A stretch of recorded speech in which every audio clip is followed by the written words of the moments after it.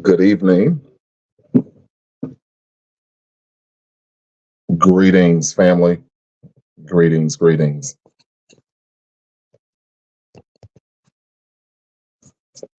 Hope everyone is having a good day today. We'll let Facebook gather an audience for us right quickly. But I hope everyone is having a good day. I'm going to go ahead and share what I have to share, and then people can catch it via replay or live. So I was around my house earlier today, and I was just cleaning around the house. And while cleaning around the house, I was having some self-reflection time. And the thought came to me, get out of the box. Get out of the box. And so I had several thoughts, and I just want to share them with you right quickly. I think it's worth the listen and worth the share. Get out of the box. So what happens is that oftentimes we don't accept what we can't explain. No one wants to run the risk of looking crazy. So we don't accept what we can't explain. Another way of saying that is that what we can't define, we tend to discard.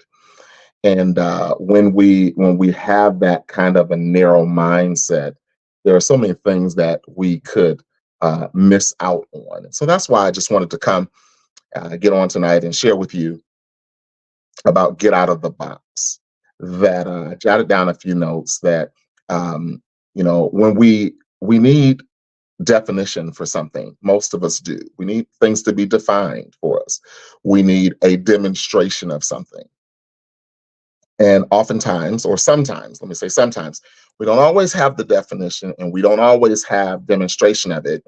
And we have to make a decision on whether we will take the risk of getting out of our comfort zone to learn something, to experience something, to be exposed to something which we've never been exposed to, that could be better for us, or that could reinforce what we already thought about a thing. And so I'm really encouraging you, as came to me earlier today, about get out of the box. So what happens is that when we stay in boxes, we position ourselves to miss out on great conversations and interactions that could stretch our thinking, that could challenge our thinking, that could expose us to something else. When we stay in our boxes, we position ourselves to miss out on great conversions, becoming a better version of ourselves, to be educated and exposed, another iteration of ourselves that we position ourselves to miss out on if we choose to stay in our boxes.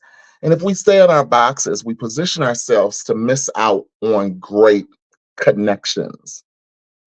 There are people who are not in your circle. There are people who don't think like you think, and that is perfectly okay. You need to surround yourself with people who you have commonalities with, but you also need to surround yourself with people with whom you have differences with to stretch you and to get better. As an athlete, I remember I'll go with basketball because I played several sports when I was younger, but I remember playing basketball and I always understood that you have to play people who have a better skill set than you in order for your skill set to become better.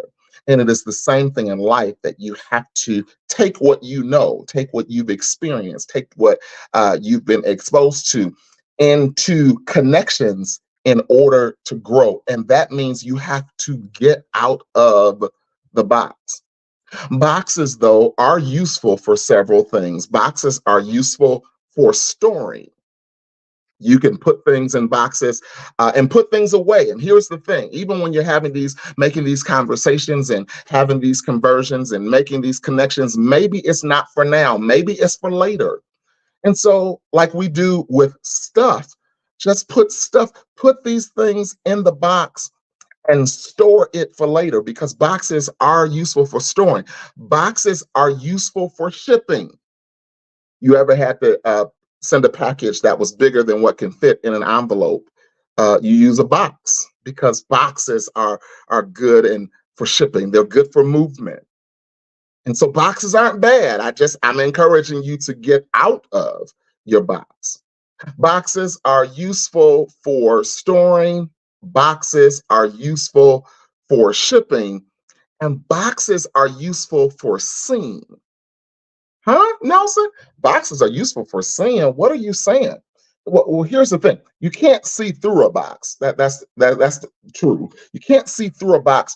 But I submit to you that if you get out of the box and stand on the box, you will see at a different dimension than what you saw when you stayed in the box.